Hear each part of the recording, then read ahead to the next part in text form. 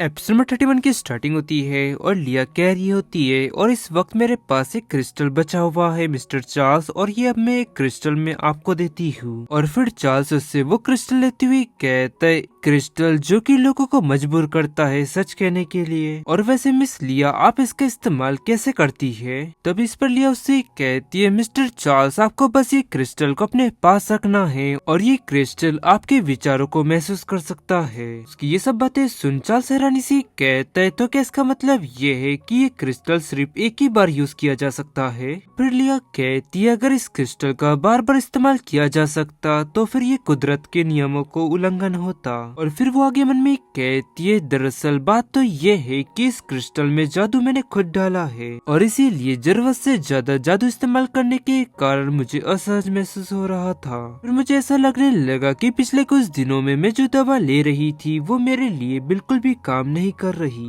वैसे भी चार्ल्स को बेवकूफ बनाना काफी ज्यादा मुश्किल है और इनकार करने से बेहतर तो यही है कि उसको समझाना क्यों न मैं सबको एक्सेप्ट कर लूं और उसे अपनी ईमानदारी दिखाऊं। और वैसे भी कैपिटल सिटी में बहुत सारे लोग हैं जो कि बहुत ही ज्यादा बेईमान हैं, तो इसीलिए चार्ल्स को तो मौका मिल ही जाएगा, वो किसी न किसी पर ये क्रिस्टल का इस्तेमाल कर ही लेगा और तब शायद से वो उस स्थिति में मेरे इस मामले पर अच्छी तरह से ध्यान ना दे। और फिर चार्ल्स कहता है चलो ठीक है तो फिर मैं इस क्रिस्टल का इस्तेमाल तुम पर ही करूँगा। उसकी ये बातें सुन वो हैरानी से कहती है क्या तुमने क्या कहा? और आगे कहता है क्योंकि लिया मैं तुम्हारे लिए काफी ज्यादा क्यूरियस हूँ और मुझे ये जानना है कि आखिरकार तुम्हारे मन में चल क्या रहा है। तो फिर लिया हैरानी से कहती है मिस्टर चार्ल्स क्या आप मेरे साथ मजाक कर रहे हैं? तो फिर वो उसे इस तरह देख कहते तुम काफी ज्यादा घबराई हुई लग रही हो, तो कहीं ऐसा तो नहीं कि तुम्हारे मन में कोई बात हो जिसे तुम छुपा कर रखना चाहती हो? तो फिर लिया उससे कहती है लेकिन मुझे लगता है कि ये बर्बादी होगी इसका मुझ पर इस्तेमाल करना।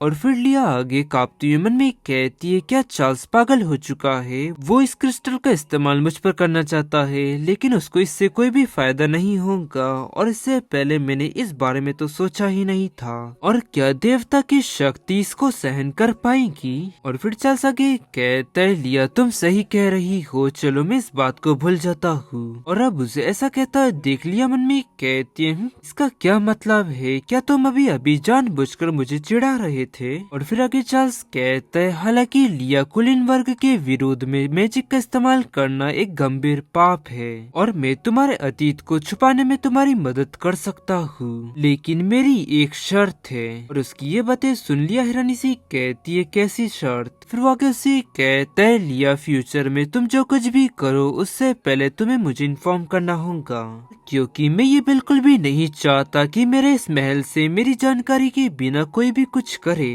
और वहीं लिया उसकी ये सब बातें सुन मन में कहती है क्या उसका मतलब ये है कि वो मेरी रक्षा करना चाहता है? नहीं, मेरे ख्याल से वो डचेस की जागीर की गरिमा और प्रतिष्ठा को बनाए रखने के लिए होना चाहिए। फिर लिया कहती है मिस्टर चार्ल्स अगर मैंने कुछ भी नहीं कहा होता तो क्या होता?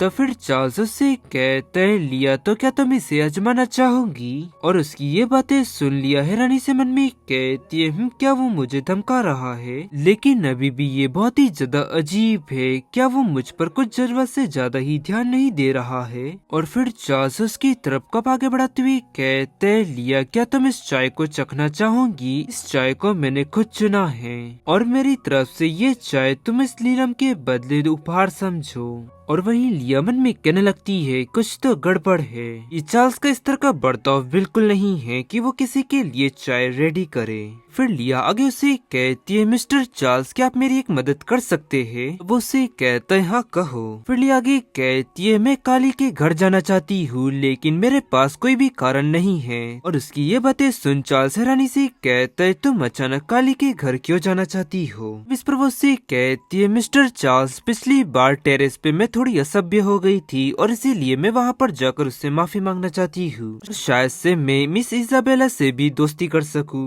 वैसे भी वो पूर्व डचेस का घर है। वो कहता है हाँ ठीक है तो फिर मैं किसी को इसकी व्यवस्था करने के लिए कहता हूँ, लेकिन इसके पहले हमें तुम्हारे पूरी तरह से ठीक हो जाने का इंतजार करना होगा।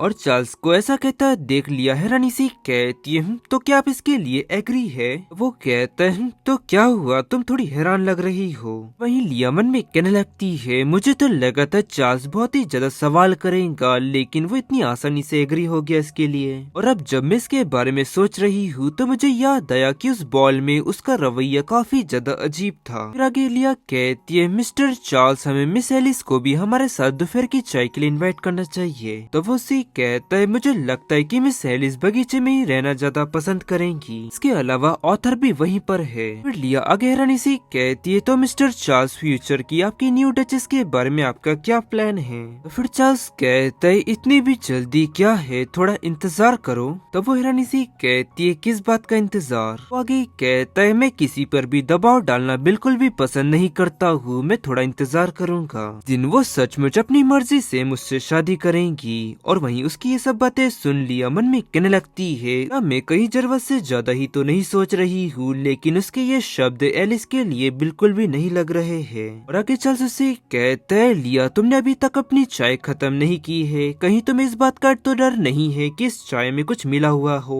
तब वो एक सिप लेती हुई कहती है नहीं बिल्कुल नहीं। और फिर चार्ल्स वो कप लेती हुई कहता है इसका स्वाद कैसा है? तब इस पर वो उससे कहती है ये कुछ ज्यादा ही मीठी है। तब वो कहता है क्या सच में? और ऐसा लगता है कि हम दोनों का टेस्ट ही बिल्कुल एक जैसा है। और वहीं लिया उसे हैरानी से देखते हुए मन में कहती है और फिर सिफ्ट उतर लिया हमें अपने रूम में दिखाई जाती है, जहाँ पर वो मन में कह रही होती है वो मुझे पागल कर देगा। और आखिरकार चार्ल्स इस वक्त सोच क्या रहा है? फिर वो कुछ समय पहले की बातें याद करती है और उससे कहती है चार्ल्स क्या तुम्हारा कप नहीं है? इस पर चार्ल्स उससे कहता है मुझे पता है, लेकिन मुझे ऐसा लगता है कि इस चाय को बर्बाद नहीं किया जाना चाहिए। और वैसे भी तुमने इसका एक सिप लिया है और इसीलिए इसकी स्मेल और भी ज्यादा बेहतर हो चुकी है। और चार्ल्स की ये बातें सुन लिया तुरंत ब्लश करते हुए खड़ी हो जाती है और उससे कहती है क्योंकि मिस्टर चार्ल्स और कुछ नहीं है तो अब मैं अपने रूम में वापस जा रही हूँ। वो इस पर कहता है हाँ ठीक है। मिस लिया एक मिनट रुकिए, आप ये बात बिल्कुल भी मत भूलिएगा, जो कुछ भी आप करोगी उससे पहले आपको मुझे वो बताना होगा।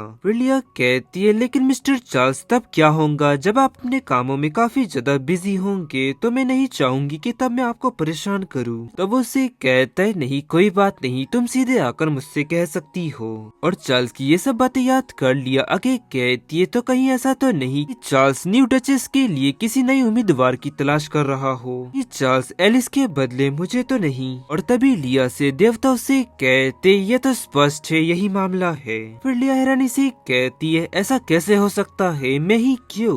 देवता कहते ये बात कौन जानता है, और भले ही तुम उसकी नजरों में अलग दिखती हो, लेकिन शायद से तुम में ऐसा कुछ है जो उसे बहुत ही ज्यादा जाना पहचाना सा लगता है। फिर लिया आगे चिल्लाती हुई कहती है मैं टूटे हुए दिल के टुकड़े को खोजने के लिए और आजादी पाने के लिए बहुत ही ज्यादा मेहनत कर रही हूँ, और चाहे कुछ भी क्यों ना हो जाए मैं दोबारा चार्ल्स से शादी नहीं करूंगी। और फिर देवता के उसे कहते लिया तुमको उससे शादी करने की जरूरत नहीं है, लेकिन तुम इस मौके का फायदा उठा सकती हो।